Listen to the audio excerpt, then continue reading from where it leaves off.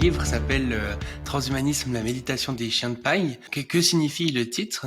Et puis aussi, du coup, c'est quoi la thèse finalement que tu défends dans cet ouvrage? Quelles sont les grandes idées que tu voulais faire passer avec? Dans la Chine ancienne, il paraît que quand ils faisaient des fêtes, ils créaient des chiens en paille et puis ils les jetaient dans le feu. Et du coup, Lao Tse, dans le Tao Te Ching, au chapitre 5, parle de ça et il dit finalement la nature traite les humains comme chiens de paille. Alors là, je me suis dit, mais est-ce que finalement, du coup, cette nature qui est indifférente aux passions humaines et qui nous traite comme ça, comme rien, et on meurt comme ça de manière très hasardeuse, est-ce que finalement c'est valable? Est-ce que c'est bien? Est-ce qu'il faut s'harmoniser avec ça? Ou est-ce que les chiens de paille ne pourraient pas se révolter? Puis après tout, si la nature est indifférente, on peut faire ce qu'on veut, finalement. Quoi qu'on fasse, elle est indifférente pareil. Donc, est-ce que les chiens de paille ne pourraient pas avoir autre chose à dire? Est-ce qu'ils ont dit leur dernier mot? Et si vous voulez, dans ce chapitre de Lao Tzu, il dit aussi le sage traite les hommes également comme chiens de paille. Et c'est comme si le sage, pour le coup, qui est un homme, est en dehors, en quelque sorte, de l'humanité. C'est comme s'il avait vu quelque chose qui lui faisait être au-delà de l'humain, donc comme s'il avait traversé l'humanité pour atteindre quelque chose de plus profond. Il y a aussi cette thématique de l'immortalité dans le taoïsme. Et je me suis dit, est-ce que finalement le sage taoïste n'est pas quelqu'un qui a traversé l'humain, donc qui allait transhumaniser, qui allait au-delà de l'humain? Donc c'est toutes ces questions que j'ai voulu condenser dans ce titre sur les chiens de paille. Alors la thèse principale de l'ouvrage, elle est assez simple, c'est de dire que l'homme est justement un être de passage et que plus vite il va passer, et mieux ce sera pour tout le monde. Alors évidemment, faut préciser, il y a trois grands chapitres, et c'est les trois grands temps de la réflexion. Le premier temps, c'est une sorte de définition de l'humain. Et d'ailleurs, le titre du chapitre s'appelle Ce monde n'est pas pour nous, parce qu'en fait, je définis l'homme comme une contradiction, comme fondamentalement contradictoire. L'homme, en fait, est issu de la sélection naturelle, comme tout animal, et donc il est quand même fabriqué pour fuir ce qui lui nuit, et notamment la mort. Tout ce qui est de l'ordre de la maladie et de la mort est aversif, donc il est vraiment fabriqué pour le fuir, mais étant donné qu'il est vivant, il va mourir. Donc ça, c'est la première contradiction. Elle se redouble d'une deuxième, c'est que notre espèce a cette particularité d'être consciente, d'avoir une conscience individuelle et réflexive, et du coup, on est conscient. On va mourir et on a beau faire tout ce qu'on veut, tout ce qu'on peut, on a du mal à se convaincre qu'on ne mourra pas. Et ça nous rend malade en fait. On est tout le temps pris dans cette tension. Et cette maladie, elle nous fait notamment être créatifs. Alors on est très créatifs pour ça. Et notre particularité, c'est que quasiment toutes nos créations, elles sont liées, je pense, à cette peur de la mort. Et les premières, c'est, me semble-t-il, les religions.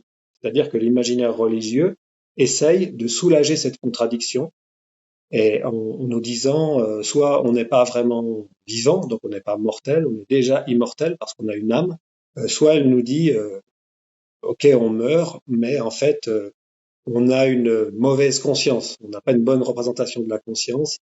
Ça c'est les philosophies plutôt chamanistes ou animistes, et on est en fait une part de la conscience universelle, de la conscience du monde, et donc c'est pas si grave de mourir.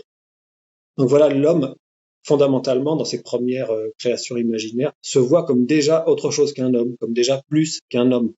Donc c'est pour ça que fondamentalement, moi je pense que l'homme n'aime pas sa condition, et c'est normal, et il veut, et il se pense déjà comme, on va dire, post-humain ou transhumain. Il y a quelque chose qui va au-delà de lui. Et évidemment, ça ne suffit pas, parce qu'il y a quand même un gros doute sur est-ce que tout cela est réel, est-ce que ces pensées de l'âme, où ces pensées magiques sont réelles. Le commun des mortels est plutôt spectateur, mais il y a des prêtres, il y a des chamans qui semblent leur accordent crédit en tout cas, mais c'est pas suffisant.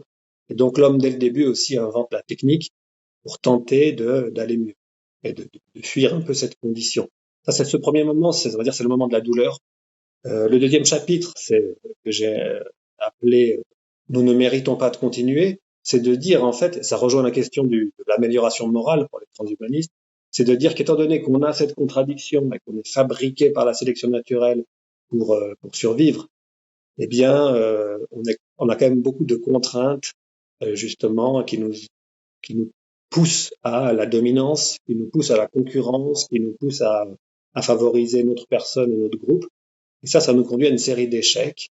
C'est le deuxième moment, ça va être le moment de la cruauté, je dirais. Et là, on est dans, on le voit aujourd'hui, des échecs, échecs écologiques, échecs politiques, échecs sociaux, et en partie liés à notre condition biologique et à cette contradiction. Et le troisième moment, pour vous, ça va être le moment de l'amour, je dirais, c'est de dire oui, mais malgré tout, dans l'histoire humaine, il y a quand même des personnes, il y a quand même des moments, il y a quand même on pointe, on s'oriente, on pense qu'il y a quelque chose de supérieur, qu'il y a une générosité, qu'il y a une capacité de création, une capacité d'aller vers le mieux et de dépasser un petit peu l'égoïsme, si on peut dire. Ça, aujourd'hui, on a peut-être une possibilité de vraiment aboutir. C'est-à-dire qu'avec justement la technique, le transhumanisme, on va pouvoir s'améliorer, on va peut-être pouvoir dépasser cette contradiction parce qu'on va avoir une vraie révolution dans les biotechnologies et la médecine et peut-être ne plus vieillir, peut-être ne plus mourir. Et donc on passe à un au-delà de l'humain, puisque justement, ce qui fait à peu près consensus dans toutes les définitions, quelles qu'elles soient, c'est de dire que l'homme est mortel et qu'il est conscient de sa mortalité. Donc si on va au-delà de la mort, pour moi, on va au-delà de l'humain. Donc on dira transhumain en tant qu'au-delà, ou alors on dira post-humain, parce que clairement, il y a une rupture là qui est quand même hyper importante.